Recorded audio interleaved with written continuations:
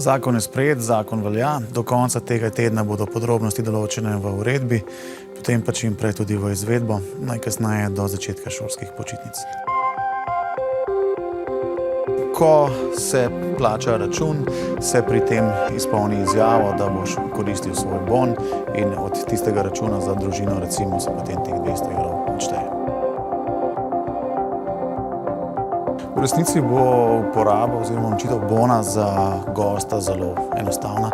Ne dosti drugačno od tega, kako zdaj to izgleda, ko prideš na recepcijo.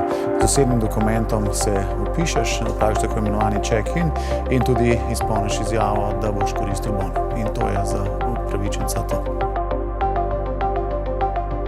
Če se oseba odloči, da navkljub temu, da je račun nižji od 200 evrov, unovči bon, potem 20 evrov pusti na Forsu.